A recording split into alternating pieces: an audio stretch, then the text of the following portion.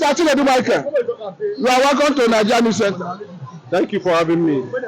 Let us look at the statement that came from SOWORE that the Nigeria as a people, that their hatred for the Igbos is in their DNA. Do you think this is wrong? It's a very deep word. You know, will it be wrong? It's not wrong. He's a Yoruba man. It's not, that thing he said is a revelation.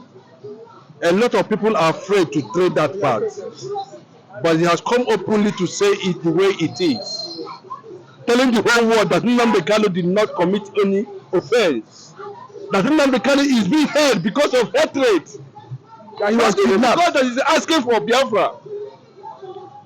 But what Nnamdi Kanu is doing, why Nnamdi Kanu is still there, is the deep hatred the Yorubas and the Northerners have for Igbos, Igbo Biafrans. He only mentioned Nigeria. He didn't mention. Let me give you an instance. Maybe you don't understand that. During the amalgamation on how to come up with the idea in Berlin, Germany, where the Europeans invited people to go there and discuss how Nigeria would look like, there was no Igbo man that was invited. Can't people will still, at least, if I say what I said, where is he coming from? How do you manage to know it? Can't people will still go and do small research?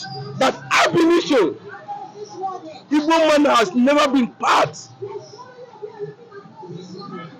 of the contraction called Nigeria from the beginning.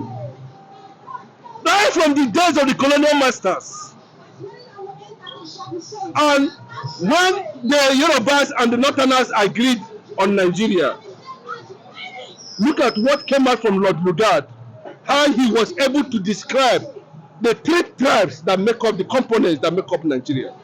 What he said about an Hausa man, what he said about a Yoruba man, and what he said about an Igbo man. I don't know the people that came up and said 3-1. But let us understand, what did he say about Igbo man? I'm coming. I'm telling you that SOWORE is not far from the truth. That him too, SOWORE, if you look at him very well as a Yoruba man, inside his DNA is still there. I have had some few times to have a relationship with SOWORE. We know his history right from the days when he was student union in Unilag. When we know what he did under Abacha, we know who and who used him. So when I was at a point, believe that he is into espionage. He steals people's information. But that's not by the way. But at the time, I came to him, yes, we know also the role he played against Jonathan. All the propaganda they used him against Jonathan. All the things were there true. But when I said that, yes, a prodigal son has repented, he has come back to his consciousness after he visited Nnamdi Kanu, his orientation changed. It's all over the news. Is Amalgamation going to deny that? He cannot deny it. That is not good. Is it not good that he's speaking out and saying it? I'm coming to you. I'm going to address your question. I want to give Nigeria something to digest, something to feast on, something to look at. That's why I'm taking a proper rundown on SOWORE's life and times, his career so far. Who is Omolaye SOWORE? But you know, look at the message and leave the messenger. But the message is what we are talking about, and the person that brought the message is Omolaye SOWORE. That is what we are talking about. Who is he? Down to Jonathan. Then he began, after visiting Nnamdi Kanu, he came back and said, revolution what? Now. That was when I began to, flip the pages of newspaper to see anytime, any day, if I can just have, a rundown on what SOWORE is trying to do or what he's trying to pass by coming up with that tag, revolution now. After he visited Nnamdi Kanu, his orientation is like Nnamdi Kanu opened his medulla oblongata and impacted and transferred some level of knowledge that changed SOWORE's orientation. Till today, SOWORE has never deviated from that orientation. And that's why he's telling you that in the real estate, remember, he didn't really call it Nigeria. He said in the real estate called Nigeria, the hatred of Igbo Biafrans, or Biafrans, so to say, is in Nigerian DNA. That means the Hausas and the Yorubas, who has been the custodians of leadership in this country, who has destroyed the fabrics of Nigeria, who has messed up and looted the resources of Biafra over 104 years now, has not been able to drive Nigeria.